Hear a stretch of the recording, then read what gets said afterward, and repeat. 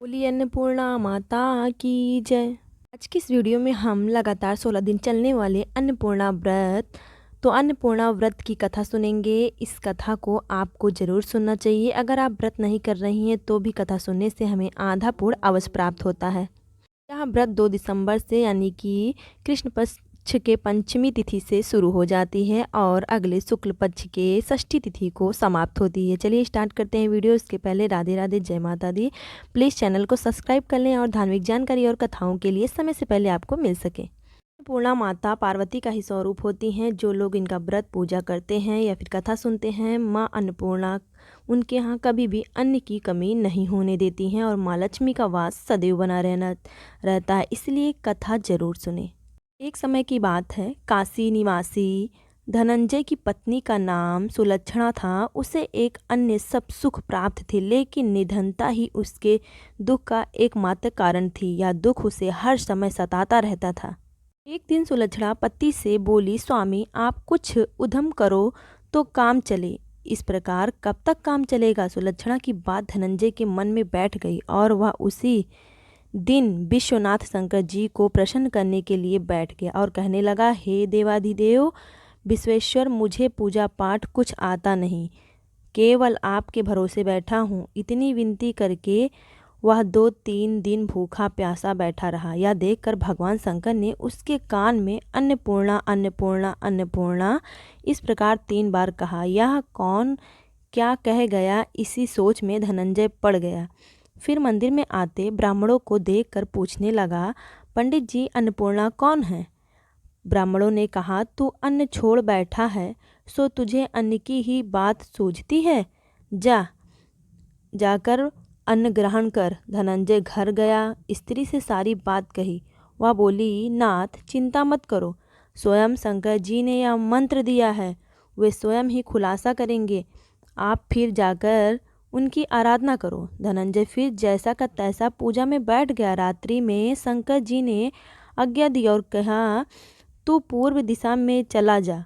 वह अन्नपूर्णा का नाम जपता जाता और रास्ते में फल खाता, झरनों का पानी पीता। इस प्रकार कितने ही दिनों तक चलता गया। वहाँ उसे चांदी सी चमकती वन की शोभा देखने में आई, सुंदर सरोवर देखने में, या उसके किनारे कितनी ही अप्सराएं झुंड बनाकर बैठी थीं।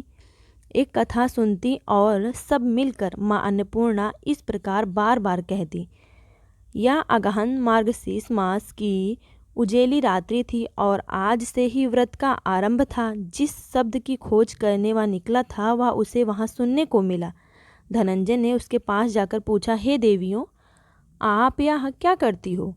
उन सब ने कहा, हम सब माँ अन्नपूर्णा का व्रत करती हैं। धनंजय ने पूछा, यह कैसा व्रत है? इसको कब करना चाहिए? या किसी ने भी किया है? इसे कब किया जाए? कैसा व्रत होता है? किस विधि से किया जाता है?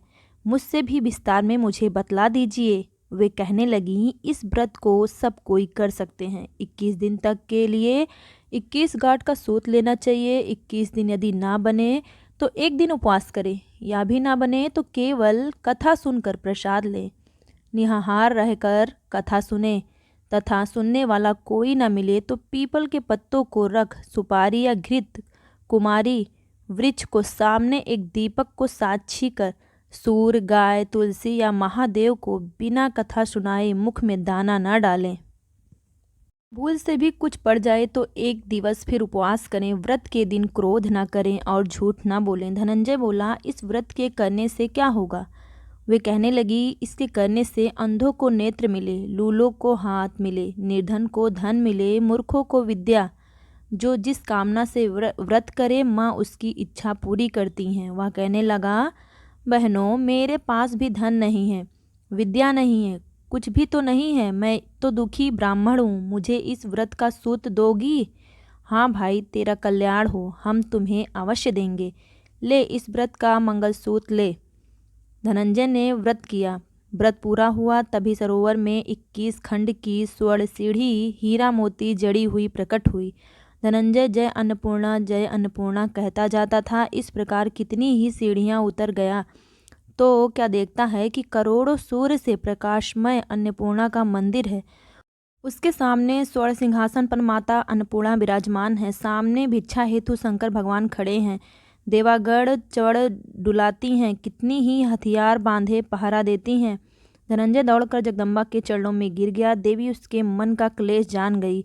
धनंजय कहने लगा, माता आप तो अंतर्यामी हो, आपको अपनी दशा क्या बताऊं। माता बोली, मेरा व्रत किया है, जा संसार तेरा सत्कार करेगा। माता ने धनंजय की जीवा पर बीज मंत्र लिख दिया।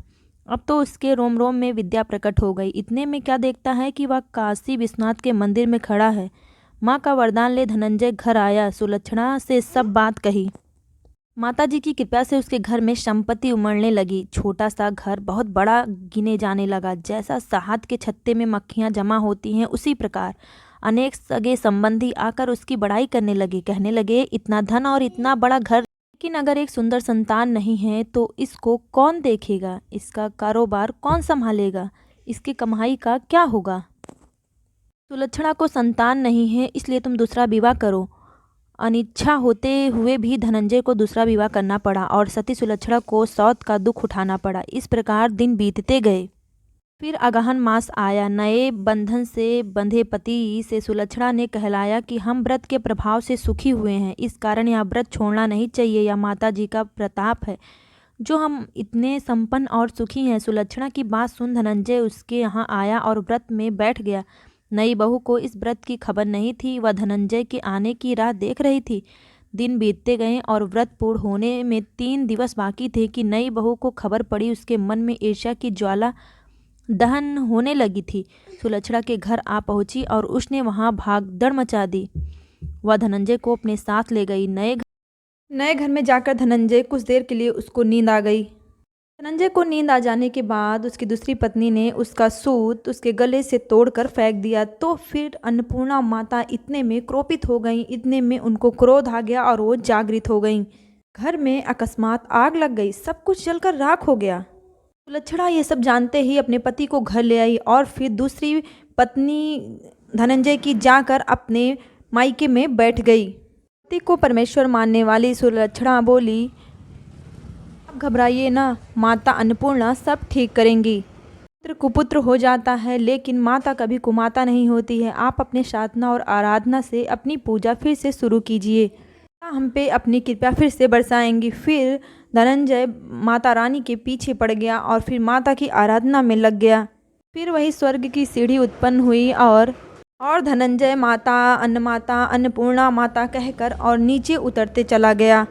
और फिर वहाँ जाके माता के चरणों में गिर के रोने लगा। और फिर माता प्रसन्न होके बोली, क्या मेरी स्वर्ण की मूर्ति ले और जा तू पूजा कर, फिर सुखी हो जाएगा, जा तुझे मेरा आशीर्वाद है। ऐसे कह के माता ने धनंजय को स्वर्ण की मूर्ति दी।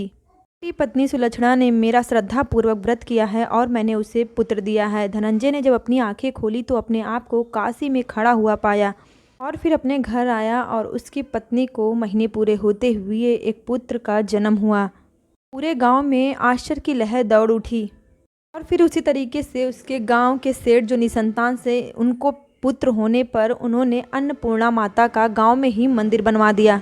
माता अन्नपूर्णा उस मंदिर में पधारी और फिर उस गांव के सेठ ने धनंजय को उस मंदिर का आचार्य बना दिया। सुंदर सा घर भवन पाकर और फिर मंदिर का आचार्य बनकर वहाँ धनंजय जो है बहुत अच्छे से अपने परिवार के साथ रहने लगा। और फिर उधर छोटी बहू के घर में डाका पड़ गया। ऐसा सुलक्षणा सुनकर उसको अपने घर बुलाई और फिर दूसरी पत्नी के लिए अलग वस्त्र और रहने का प्रबंध कर दी। धनंजय, उसकी पत्नी और पुत्र सब मिलके माता की कृपा से आराम से रहने लगे। माता रानी जिस तरीके से उनके परिवार का पेट भरी और सुलक्षणा का गोद भरी, उसी तरीके से सभी के ऊपर कृपा बरसाएं रखें।